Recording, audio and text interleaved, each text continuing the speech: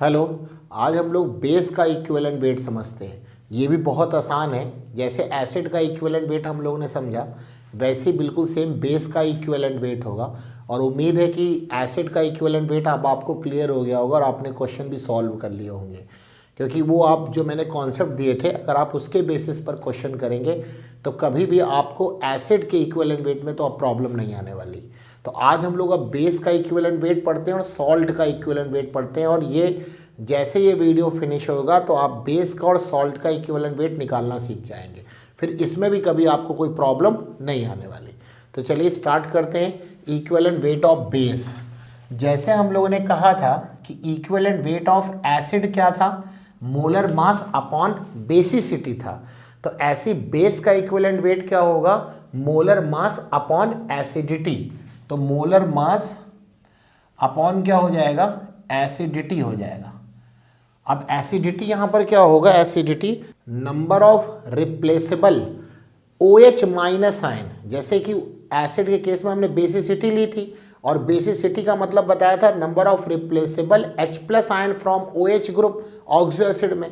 तो ऐसे यहाँ पर हम लोग क्या लेंगे, एसिडिटी लेंगे, एसिडिटी। और एसिडिटी का मतलब क्या हो जाएगा, number of replaceable not present. जैसे वहां पर भी प्रेजेंट का कोई मतलब नहीं था, रिप्लेसेबल का मतलब था। तो वही चीज यहां पर भी है, number of replaceable OH minus ion. OH minus ion कितने वहां पर रिप्लेसेबल OH माइनस आयन है, तो ये क्या कहलाएगा, इसकी एसिडिटी कहलाएगा। अब क्वेश्चन देखते हैं हम लोग, बहुत आसान है, समझ जाएंगे आप।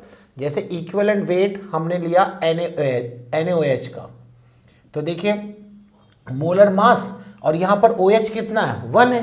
क्योंकि जब आपको रिएक्शन लिख के नहीं देगा तो जितना वहाँ पर OH है वही तो उसकी क्या बन जाएगी, एसिडिटी बन जाएगी ना, क्योंकि मैक्सिमम उतना ही तो निकल सकता है।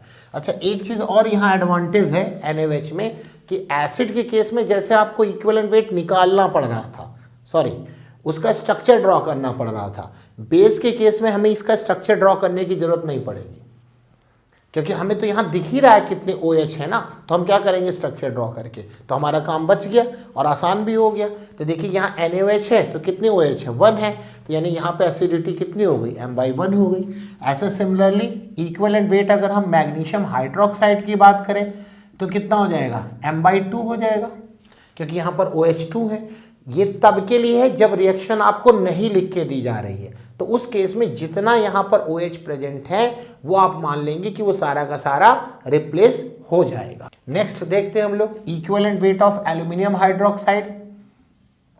एल्यूमिनियम हाइड्रोक्साइड तो क्या हो जाएगा, यहाँ पर अब कितने OH आपको यहाँ पे दिख रहे हैं, 3, तो m/3 हो गया, सिंपल।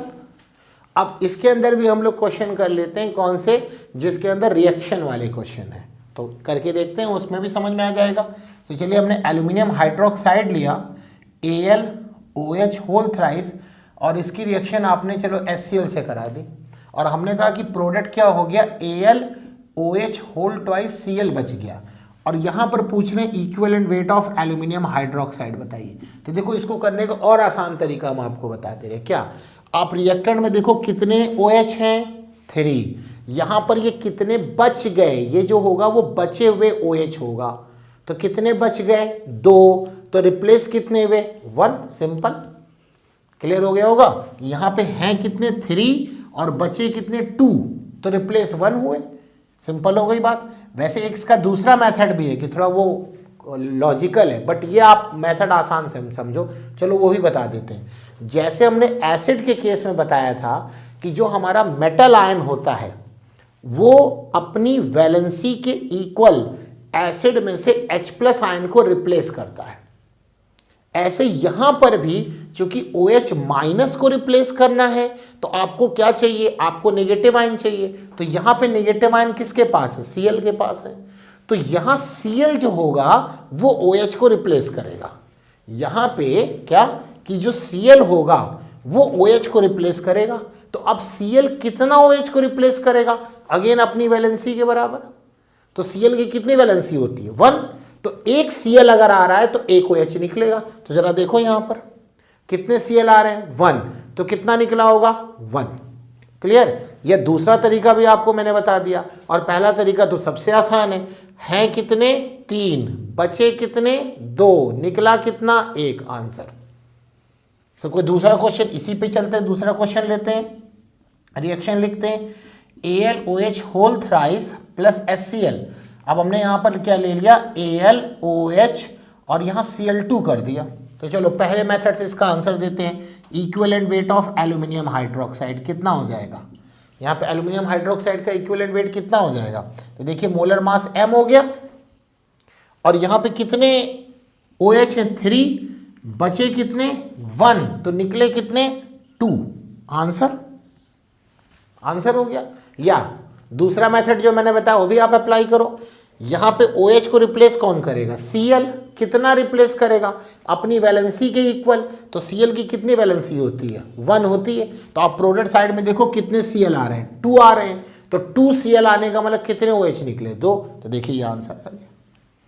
तो इक्विवेलेंट वेट ऑफ बेस आपको क्लियर हो गया होगा, बहुत आसान है, बिल्कुल भी घबराने की बात नहीं। आप क्वेश्चन उठाइए और करना स्टार्ट कर दीजिए, क्वेश्चन हो जाएगा कि इक्विवेलेंट वेट ऑफ बेस कैसे निकालेंगे, molar mass by acidity. Acidity क्या होती है, number of replaceable OH minus ion. अब हम किसी भी बेस के अंदर देख लें कितना OH है, वही उसकी क्या हो जाएगी, वही उसकी एसिडिटी हो जाएगी।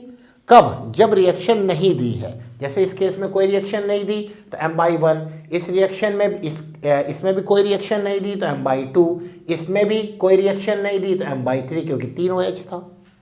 एंड सिमिलरली यहाँ पे देखो, यहाँ पे मैंने रिएक्शन लिख दिया, तो एल्यूमिनियम हाइड्रोक्साइड की रिएक्शन आपने HCl से करा दी, तो HCl से कराया तो क्या हो गया AlOH होल ट्वाइस Cl बन गया। मीन्स यहाँ कितने हैं 3, निकले कितने 2, सॉरी बचे कितने 2, तो निकले कितने 1, आंसर। यह दूसरा मेथड जो मैंने बताया कि यहाँ पर OH को रिप्लेस कौन करेगा, जिसके ऊपर नेगेटिव चार्ज हो, तो नेगेटिव चार्ज किसके पास है, Cl के पास है, तो एक Cl कितने OH को रिप्लेस कर सकता है, एक को। क्यों एक को रिप्लेस कर सकता है, क्योंकि Cl की वैलेंसी तो 1 है ना। तो अब यहाँ पे देखो आप कितने Cl आ रहे हैं, तो यहाँ एक Cl आया तो एक OH निकला होगा, तो ये देखिए आंसर। दूसरा क्वेश्चन, चलो दूसरे मेथड से कर लें कि ये Cl है, एक Cl आने का मतलब एक OH जाना, तो देखो यहाँ प्रोडक्ट में कितने Cl आ रहे हैं 2 आ रहे हैं, तो कितने यहाँ से OH जा रहे हैं 2 जा रहे हैं, आंसर हो गया। तो हमारे ख्याल में इक्विवेलेंट वेट ऑफ बेस आपको एकदम क्लियर हो गया होगा। चलिए नेक्स्ट देखते हैं हम लोग इक्विवेलेंट वेट ऑफ सॉल्ट। तो सॉल्ट का कैसे इक्विवेलेंट वेट निकाला जाता है, तो इक्विवेलेंट वेट ऑफ सॉल्ट, तो फार्मूला क्या हो जाएगा इसका, molar mass divide by sum of valency of cation और एनायन। मींस क्या हुआ इसका कि या तो कैटायन की वैलेंसी का सम या एनायन की वैलेंसी का सम। क्या बोला मैंने, या तो कैटायन की वैलेंसी का सम लो या एनायन की वैलेंसी का सम लो, क्योंकि सॉल्ट है तो सॉल्ट में कैटायन और एनायन दोनों होंगे, तो वहां पे या तो सॉल्ट के अंदर टोटल कैटायन ले लो जितनी उसकी वैलेंसी हो रही है, या आप टोटल एनायन ले लो। सर ये दोनों अलग अलग नहीं आएगा, कन्फर्म अलग अलग नहीं आएगा, और अलग अलग जिस केस में आ रहा है तो आप समझ लेना ये फार्मूला ही गलत है। ये फार्मूला को सही करने का एक मेथड, चेक करने का एक मेथड भी हो गया, ठीक है। जैसे एग्जांपल लेते, चलो एकदम सिंपल एग्जांपल लिया हमने, इक्विवेलेंट वेट ऑफ NaCl, तो मोलर मास जो भी होगा वो निकाल लेंगे आप। क्या बोला, सम ऑफ वैलेंसी ऑफ कैटायन और एनायन, या तो कैटायन की वैलेंसी का सम लो या तो एनायन। चलो तो हमें पता है ये Na के ऊपर +1 होता है, कैटायन लिया, और यहाँ पे देखा कितने सोडियम है 1 है, तो टोटल कैटायन कितना हो गया 1 ही तो हुआ। कैसे, एक सोडियम पर +1 का चार्ज, और सोडियम के कितने एटम दिख रहे हैं 1, तो 1 × 1 तो 1 ही तो हुआ। सर एनायन के रिस्पेक्ट में बताइए, चलिए देखिए एनायन के रिस्पेक्ट में एक Cl पर आपको पता है नेगेटिव चार्ज -1 होता है, और इस केस में कितने Cl आपको दिख रहे हैं 1 दिख रहे हैं, तो क्या हो जाएगा m/1 हो गया। हमने बोला ना किसी भी सॉल्ट में जितना कैटायन की वैलेंसी का सम होगा उतना ही एनायन की वैलेंसी का भी सम होगा, और अगर ऐसा नहीं है तो ये फार्मूला ही क्या हो जाएगा, रॉन्ग हो जाएगा। ये फार्मूला ही रॉन्ग हो जाएगा। ये फार्मूला को चेक करने का एक मेथड भी है, समझ में आ गया। दूसरा एग्जांपल लेते हैं, थोड़ा अच्छा लेते हैं, equivalent weight of aluminium sulphate Al2SO4 का होल थ्राइस। यहाँ पे देखते हैं तो जो भी इनका मोलर मास हो वो तो सब लोग निकाल लेंगे, इतना तो सब लोग क्लियर है। अब आइए, या तो कैटायन की वैलेंसी का सम ले या एनायन की वैलेंसी का सम ले। तो चलो हम कैटायन की वैलेंसी का सम लेते हैं। तो कैटायन कौन है? एल्यूमिनियम आयन है, यहाँ पर एल्यूमिनियम आयन है।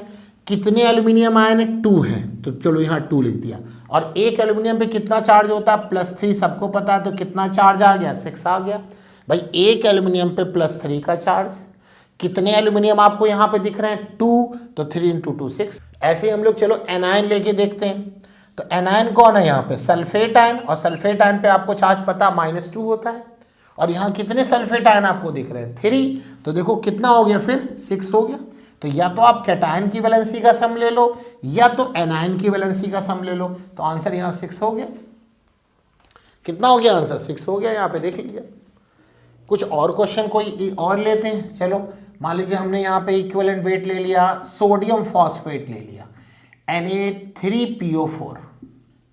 तो बताइए मोलर मास तो आप निकाल लेंगे, या तो कैटायन की वैलेंसी का सम लो या एनायन की वैलेंसी का सम लो। और ये कन्फर्म है कि दोनों इक्वल ही आएंगे।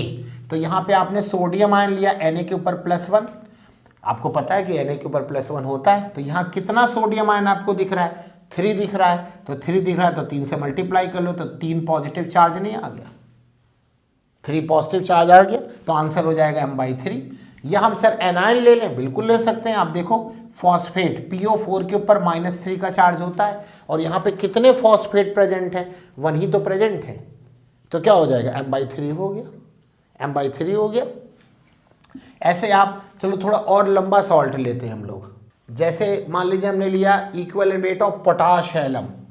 Equivalent weight of potash alum formula सबको पता होगा, K2SO4 Al2SO4 का होल थ्राइस .24H2। ठीक है। अब देखो यहाँ पे कैटायन की वैलेंसी का आपको सम लेना है या एनायन की। तो चलो कैटायन लेते हैं। कैटायन कौन है? यहाँ पर पोटेशियम आयन, और पोटेशियम आयन का चार्ज आपको पता है +1 होता है।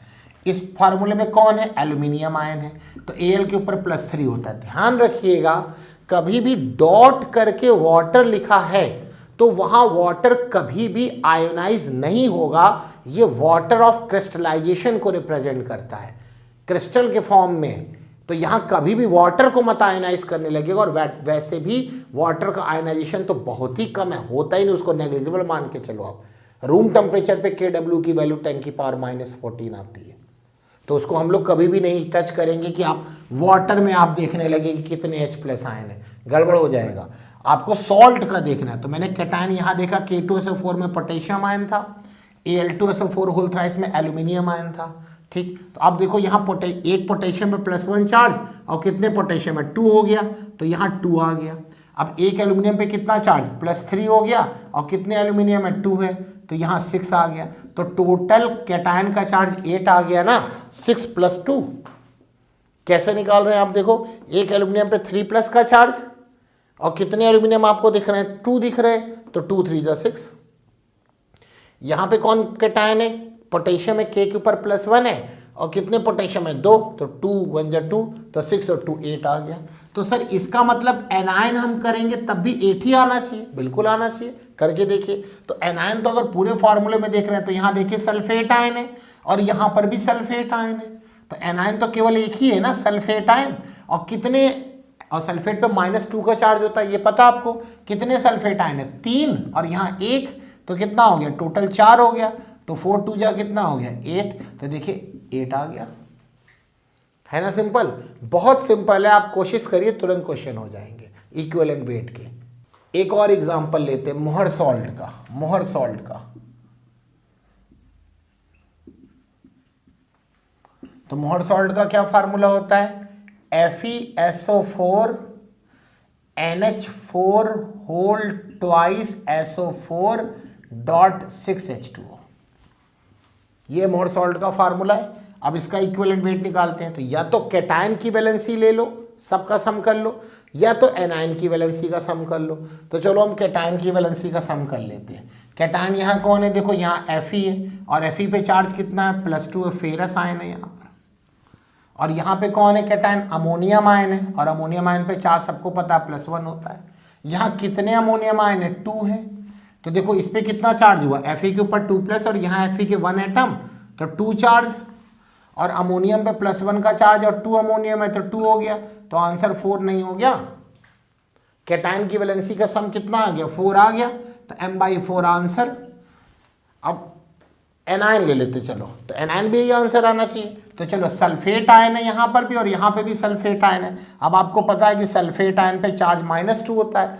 कितने सल्फेट आयन, 1 और 1 2 हो गए, तो कितना आंसर आ गया, 4 आ गया।